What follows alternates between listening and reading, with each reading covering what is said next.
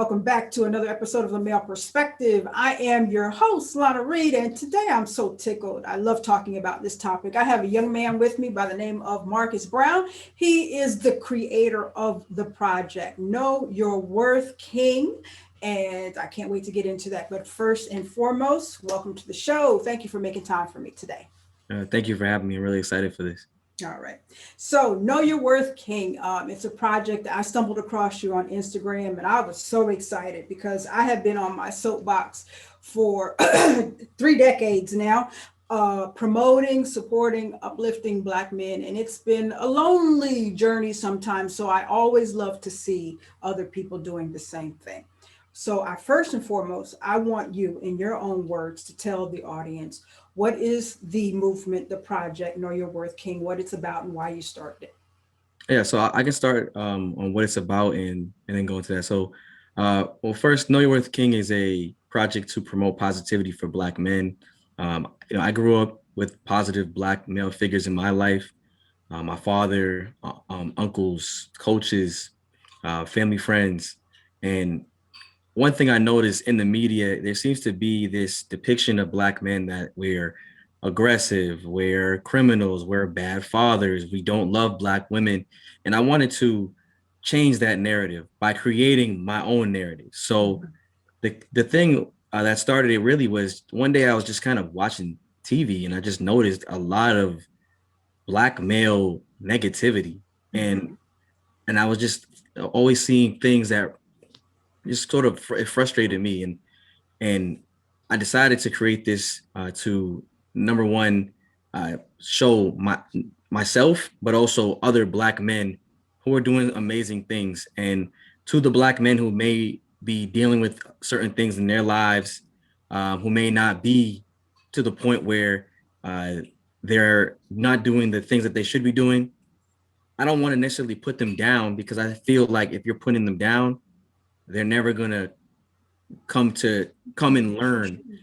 You want to promote positivity to them so that they see the positivity and they're willing to discuss and learn. So that's kind of the big thing about it. So I've been really excited. We started it. Well, I started it 2 years ago. 2 years ago now, and it started to gain a little bit more traction in 2020 with the quarantine and people being inside, and so that's really been it's been a fun process. Good, gotcha. Now, just curious, because part of the word, one of the words in Know Your Worth King is the word king. So, from a man's perspective, what is the concept, or what are some qualities, or what is the definition of the king? Because I hear people use it all the time, and I'm looking at some people like, I don't think so. And so in your mind, what actually are some qualities a king has or should have?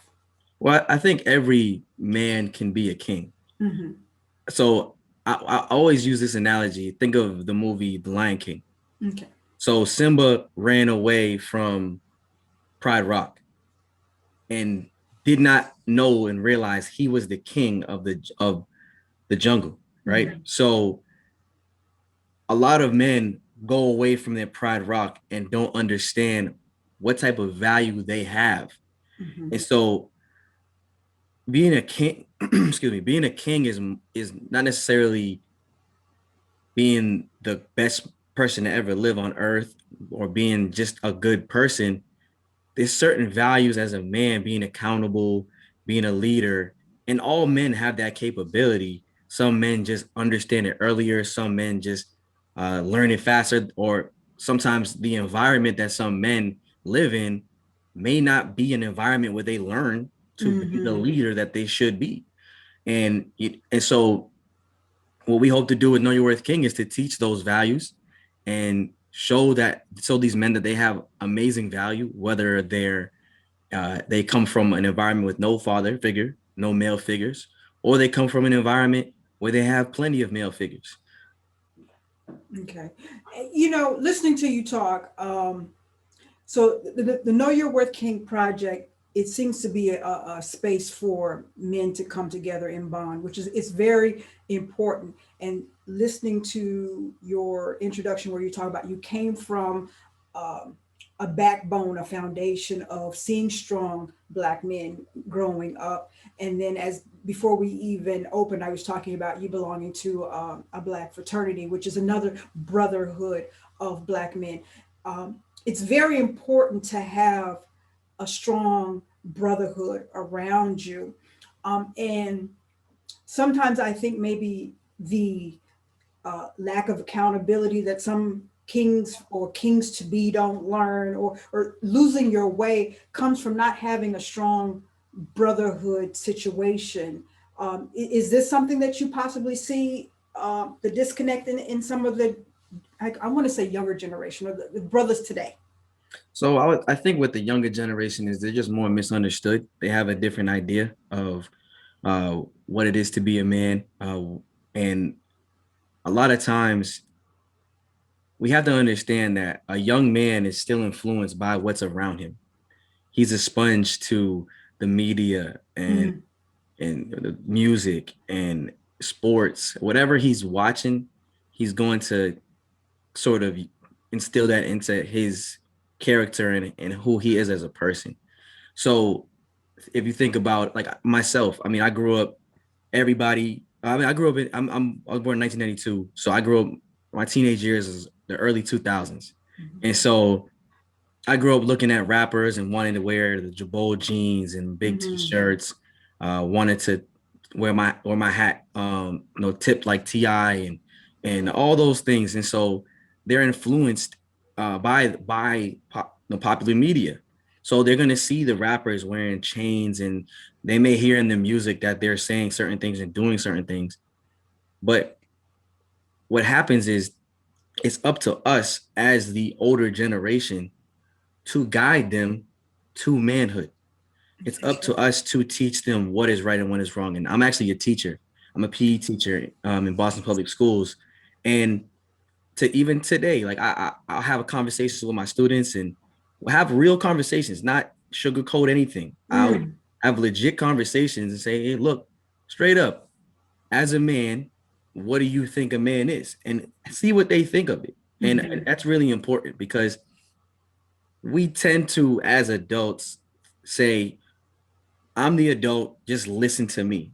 And I think it's really important to kind of get to understand these young people. They're just growing up. We did the same thing they did. We just figured it out as we got older. And mhm. because we had some type of guidance and we had some type of leadership that we followed. And so we just have to give them time and they'll figure it out and they'll be fine.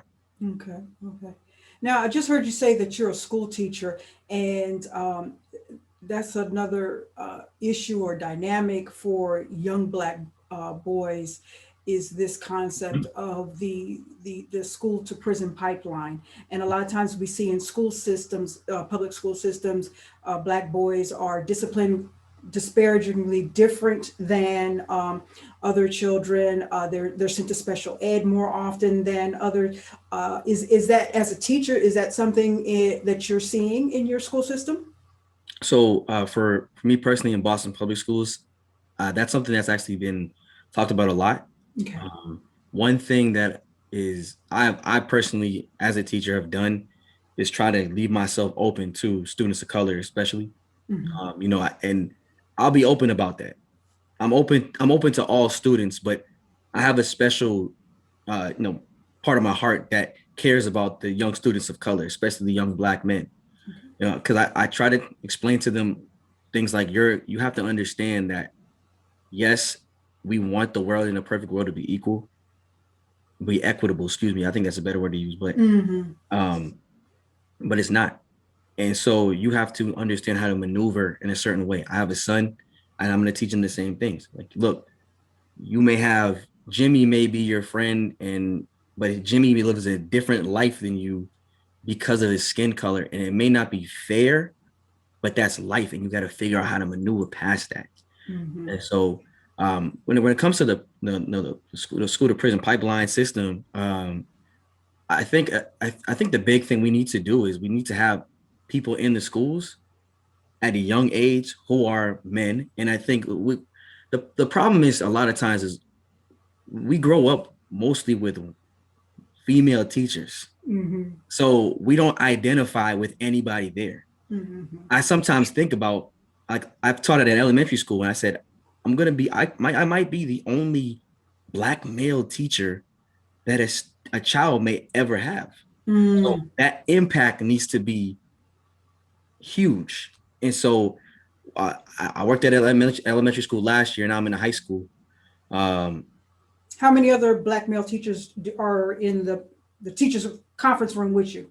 so my previous school, it was me. That was it. Yeah. It in my current school, I'm probably one of like 5 or 6 in the school. Okay. We're a small school. There's a actually, as a matter of fact, there's a good amount, maybe like 7 or 8. Okay. And there's other women of color as well in the school. One big thing that we do is we talk about inclusion and anti-racism. Hmm. And I could go on for that about that for days. But there's a little bit more of a uh, openness to this type of thing. I think the key thing in Boston is the exam schools being a little bit more equitable and equal in terms of people of color and non-people of color in the Okay. schools. That's the biggest thing in the Boston school system is the exam schools rather than prison the school to prison pipeline. Okay. Awesome. Awesome. Love it. So let me get back to Know Your Worth King project. Is it just you, or do you have somebody else that you're working with? So I Another have king? so I have a few people that work with me Okay. on a part-time basis. It's primarily me, but I do have a couple other brothers that I grew up with. Actually, well, I went to college with them. One of them I actually knew since I was about 9 years old. Mm-hmm. My college roommate, and then uh, another guy who he lived in the area and went to school with us. And then his girlfriend actually contributes as well because we did want a female perspective. I thought that was really important to have that because as a man, we're talking from the male perspective without and saying things in regards to sometimes when it comes to men and women. So Mm-hmm. it's important to have the perspective of a woman in there so that we're not being, it's not just, oh, these men are just talking. This is just male privilege. No, it's there's a rebuttal to what we say sometimes. Okay. There's a Okay. we may say something and not know what we're talking about. So, Okay. so even there was, like, for example, there was a discussion on um gender roles within relationships and in paying bills and all those things. And we talked about how you had, when it comes to the roles in a relationship, yes, it could be equal, but it's technically not equal because women have children, carry children. You're telling them to go to work and work a full-time job, come home and take care of the children. So, the key, the moral of the story there is you have to have the discussion in regards to your relationship. But, we had to see that point of view rather than just go, Gotcha. oh, men and women need to be equal. It's well, nah, there's always going to be inequality in it because a man cannot carry a child. So Mm-hmm. having to work while be pregnant is a very complicated and hard thing to do. So any woman that does it, I commend you on that because I can't imagine. I just had a kid, so I seen what happened. He's like, oh wait. I just saw a meme on social media about a guy. He was a brother. He was watching his woman give birth, and his whole eyes were all bulged out and everything. Like, yep, that's what happened. But let me get back on track here because we got. So I like that you have a female's point of view as part of your project, and it brings me to something that I don't know, no matter what generation we are in, it just seems like we have this revolving problem with black male female relationships. This dynamic, we just can't seem to get it right. So speaking to you today as a black man in this generation, uh, what is it that we can do as sisters to give you guys more support? What is it that you need for us to be to you, for you, to make you, or to allow you to blossom into the best king possible? So there's a few things. I think number one is truly be there for us. I think that's a big thing, and because a big thing we talk about on the page is mental health for Black men and understanding how a man handles mental health. Okay. Because the idea is we need to express more. And we do express ourselves. We just express ourselves in a different way Mm. than what some women are used to, where we're going to break down and really just say what's wrong. A lot of times, for me, I do talk directly to my friends. I do talk directly about my issues going on in my life. I will ask each other, how you feeling, scale of 1 to 10. Yo, I'm a 2 today. Are you good, bro?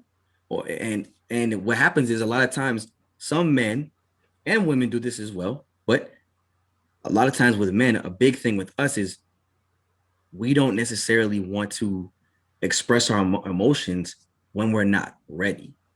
Okay. So this is what happens usually is we are going through something. A woman will ask us what's wrong and we'll say, I really don't want to talk about it right now, Mm-hmm. which comes off as I'm closing up, but it's Mm-hmm. not though. And I sick, there's a few words that I think are really important when someone says that. I'm here if you need me. So you allow them to give you themselves emotionally when they feel like it. It's almost comparable to giving your body up when you're comfortable to give it up. When Mm-hmm. you give it up before you are comfortable, you feel cheapened, you feel like you did yourself a disservice, and you feel devalued. Mm-hmm. So our emotions are just as important to us as maybe when someone wants to give up their body, Mm-hmm. because we want we want to happen when we're ready. So I think that's probably the biggest thing. I would also just add maybe being open to the discussions that we have. Okay. We'll say we may have certain thoughts on certain things, and the conversation just needs to be had. Um, you know, we have a lot of conversations on the page especially during quarantine. We did a lot of Instagram lives, and you can watch them actually on the page.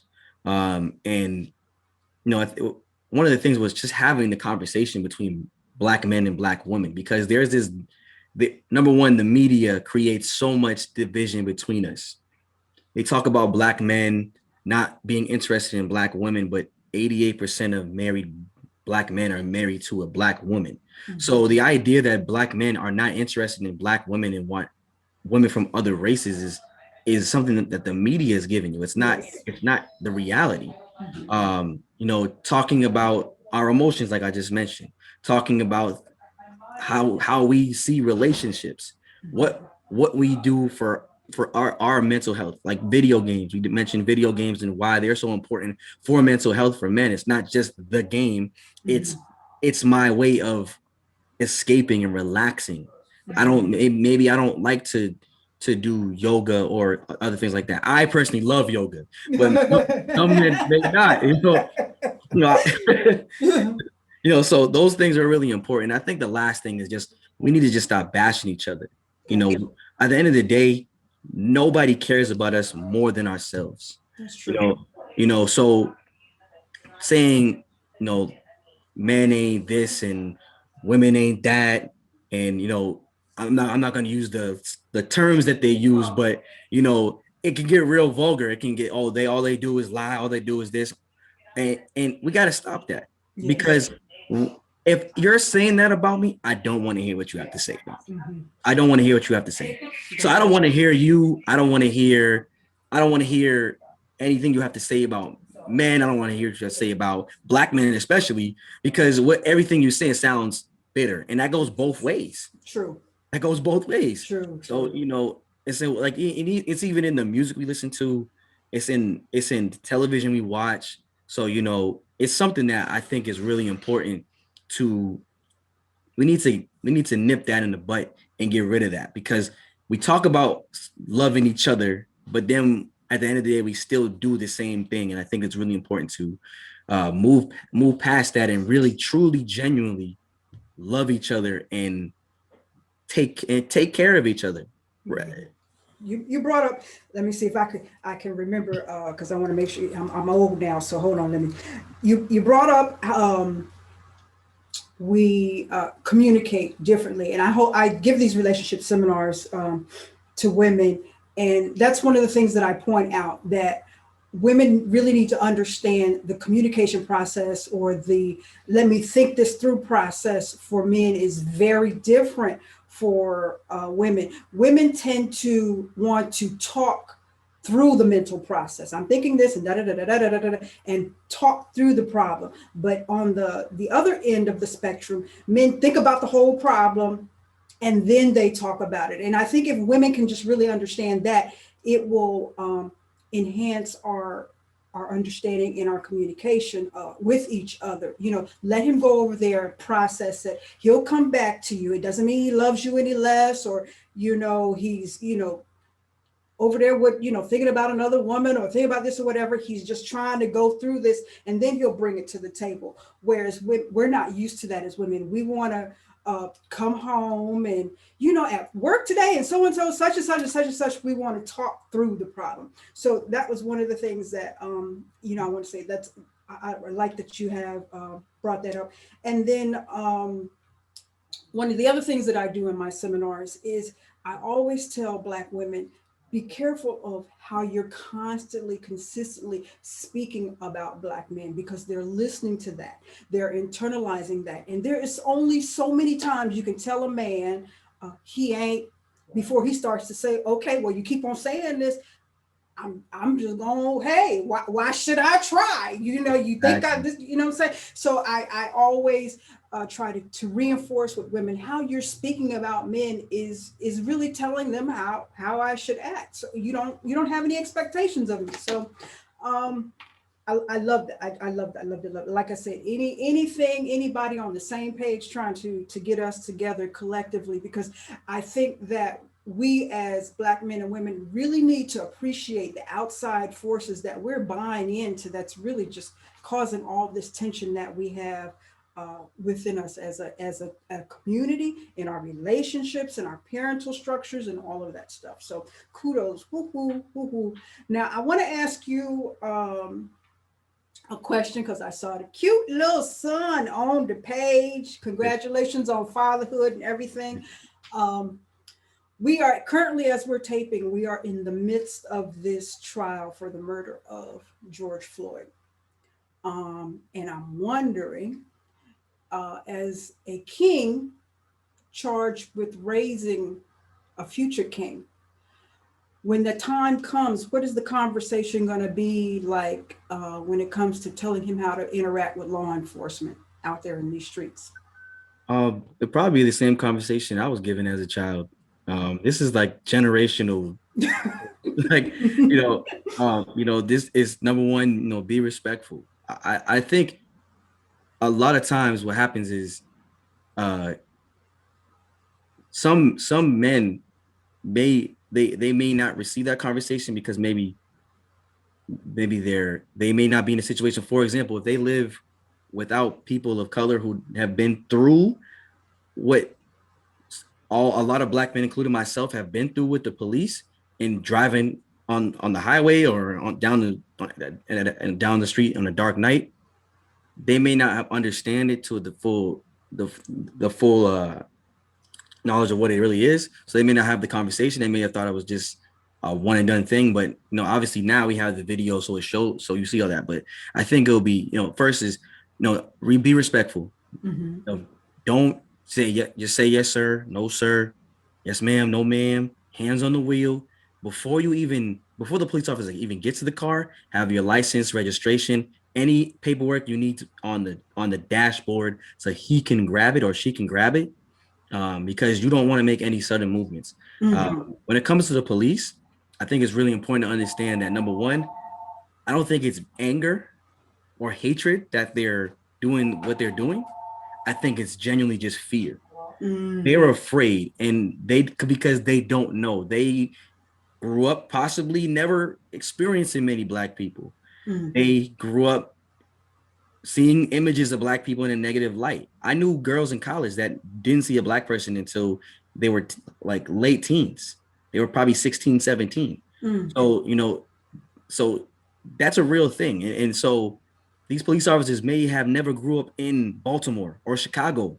They may have grew up outside in a suburban area, but they never grew up in those areas where there's a lot more black people. And so Mhm. when they have, so they're told to be militant, they're told to be aggressive, they're told to be tough. And then what happens is you have a situation like what happened. And I'm not like I said, I'm not, I don't necessarily know if this person, if I think his name is Derek Chavon. That Sure, is, Chauvin, yes. Uh-huh. so I don't really know his whole backstory. I don't know if he's openly racist. I don't know all the information in regards to it, but I genuinely believe it was out of fear because of the fact that he doesn't know. And that's not to say that he's innocent of anything. It's to Mhm. show the issue with the police system that there is this fear given to instilled in these police officers, and then they're the ones that are supposed to protect the community. Mhm. When in actuality, they're not doing that at all. They're instilling fear in us because now I have to tell my son, you have to be careful because this person genuinely may kill you. Mhm. So Mhm. it's an unfortunate thing that I've gone through. It's an unfortunate thing that my father and his father and all the men in my life have experienced at some level, whether it is straight up police brutality or some type of racial Mhm. negligence by a police officer. So I think it's really important to have that conversation and to be straight up with it. I mean, Exactly. you don't have to sugarcoat it. You give that conversation early because you want your child to learn that early, because in this they're not going to necessarily teach it in the schools. Mm, true, true. I mean, maybe me as a PE To teacher, teach like, you. and unfortunately, I'm in a good school where like the teachers, they do teach these things in school, have these Awesome. conversations. But some other schools may not. We have and maybe in a predominantly white area, they may not teach it. They may not have a teacher that's going to discuss that because maybe they're in fear of their job, or Mhm. maybe they fear that it may make teachers uncomfortable and it could cause them to lose any growth in their position. Mhm. Or maybe they just genuinely just don't know. So a kid that may grow up in an area where it's predominantly white and they're not going to have these conversations. They may have to have that experience on their own, and it could be fatal. It could be something that they learn from and teach others about. But it's really important to just have the conversation early, because even myself, like, I grew up in a suburban area which is actually predominantly black, but um when I was in elementary school, I had a teacher tell me that slaves were not slaves. They came here to help build America. And luckily, I had parents who were like, Mm. "Let me tell you straight up what happened." Yeah. And then I was like, "Excuse me, teacher. No, that's not the case." Mhm. And so my son, that's what I want to provide for him. I want him to be not. I don't like the word woke, but I want him to be knowledgeable of the history of his history Mhm. and knowledgeable of what's going on currently, so Yeah. that he can protect himself and make it home. Because that's the end of the day, I just want him to come home. Just wanted to come home, and um, it's, I don't think people really understand the the mental weight that we as Black people carry, and especially Black males. There was a study done on children raised in the projects in Los Angeles, and they said that they are suffering the same level of PTSD as soldiers in Afghanistan. And that right there is alarming, that these kids are just mentally going through it, just living in their own neighborhood, and that's that stress I just can't even fathom. But you touched on something, and I want to make sure I circle back to it, and that is this fear. Police might be acting out in their fear of us, the circumstances, the environment. And I think that's a lot of the dialogue that's going on today with restructuring, changing the police force, because the thought process is you shouldn't have a job if you're scared of the people that you're supposed to be protecting and serving. And I guess that's where we're at right now, is really trying to understand how to get law enforcement to not be so fearful to where they have to feel like they have to use these military tactics. I think the United States of America is the only country that has the least trained or less time put into training our police officers. Other countries require you to actually go to college, and it's, I think the quote is it takes more hours to train to become a hairdresser than it does to become a law enforcement officer here in the United States. Mhm. And a lot of people are saying, we understand you might be scared, but if you're scared of the people in the community that you're servicing, maybe you shouldn't have the job. I mean, just saying. I mean, I'm I just hear saying. And it goes back to also the issue we brought up earlier with you as a school teacher. Maybe in Black communities, we really need to see more police officers with our own faces, that look like us. I flash back to Fred Sanford. I don't know if you remember or if you've ever watched some old series of Fred Sanford. And there was always the cop that came to the door, and it was a black cop and a white cop. And the black cop used to always have to translate for the white cop so that he could understand what was going on. But, there's something about having somebody that looks like you come to service your needs that makes the whole situation go a whole different way sometimes. So that's that. And before we go, I want to talk about mental health in Black men. And one of the things I know you do that helps mental health is you do physical training. We talked about the yoga. You said the joke earlier about yoga, but mental health is so very important to Black men. And I think I saw on your Instagram, you're also offering some physical training for Black men to help them keep their head straight. Yes. So on the page, I've posted little workouts for them to do. Just something simple, nothing too crazy.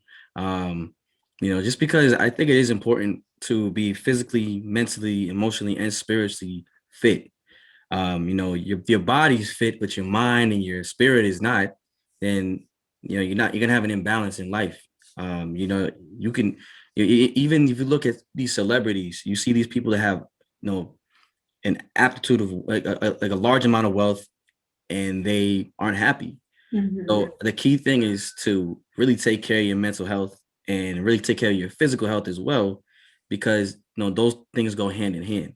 So even I train athletes, and I tell them you need to visualize what you're gonna do, because you can train all week, but if mentally you're not you're not ready to go, you're not gonna perform. Mhm. Think about someone like, if you go back into I don't know if you follow the NBA, but when the Orlando Magic were in the NBA Finals against the Houston Rockets, and Nick Anderson goes to the free throw line and misses the free throw, and then he misses the other when they lose the finals. Mhm. He never shot well from the free throw line ever again in his career. Mhm. So the mental part of the game, no matter and I'm assuming he's a pro, he probably practiced all the time. Mhm.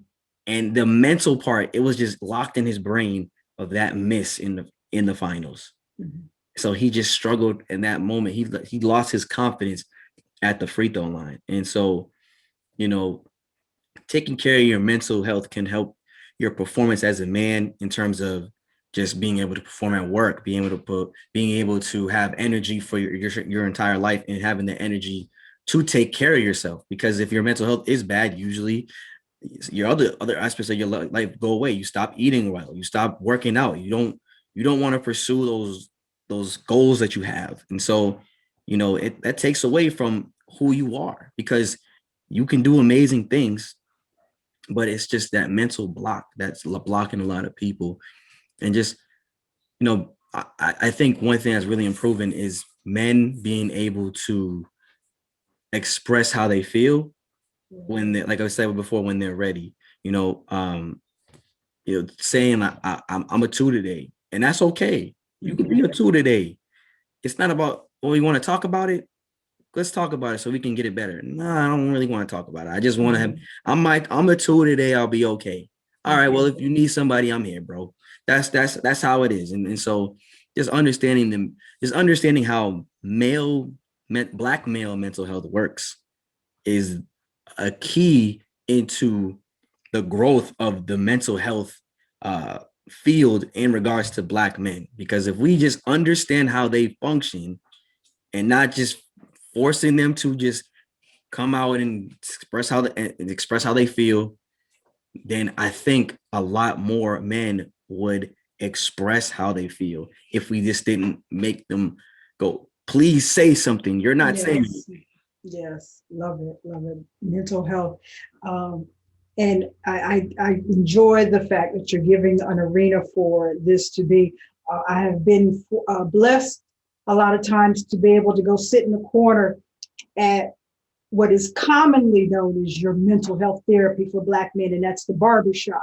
And I've sat in the corner quietly and listened to y'all, and like, that's some bad advice there. That's not good advice. So I'm glad that there are other arenas being developed where there's more positive mental health options than the barbershop for you guys. So thank you for what you are doing. Thank you for what you're doing. Now, I want to do the random question, and then I want you to tell everybody how they connect with you and see what you're doing for themselves. So we're going to do that. Let's see what we got here for the random question here.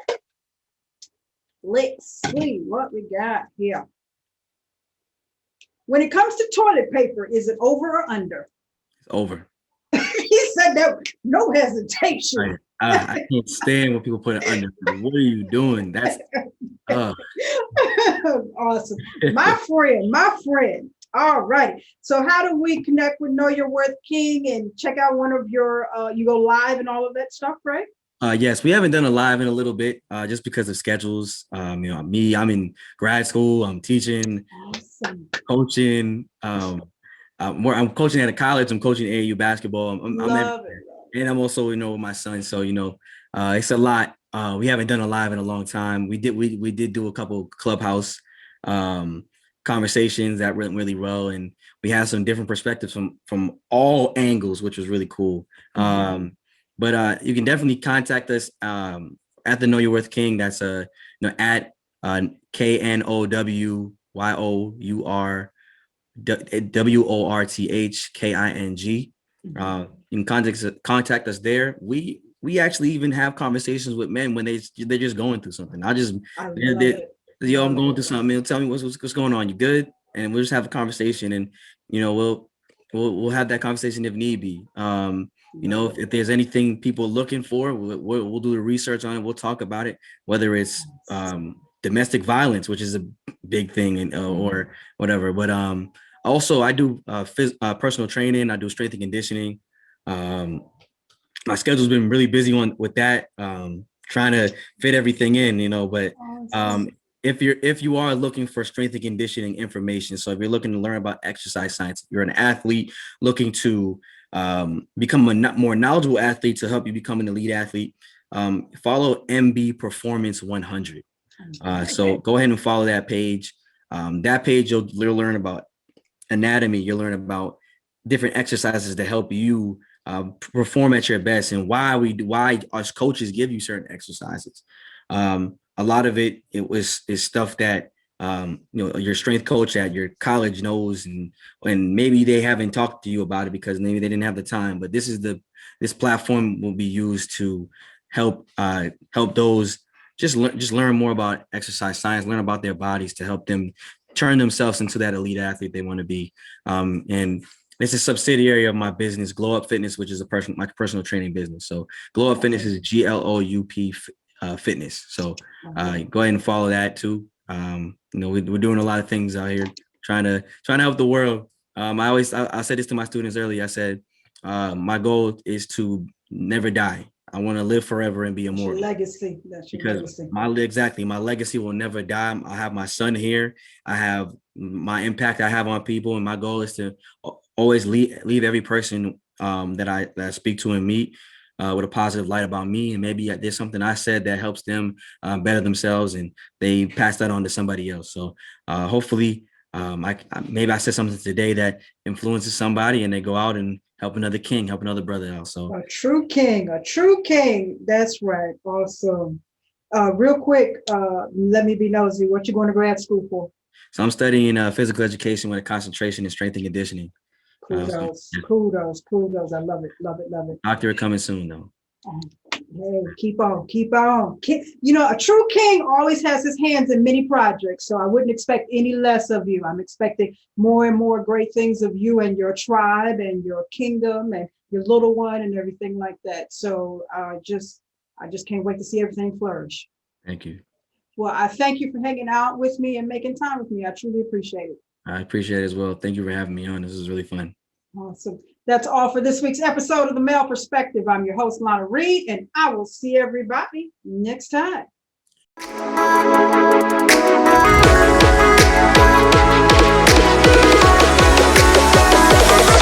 Oh.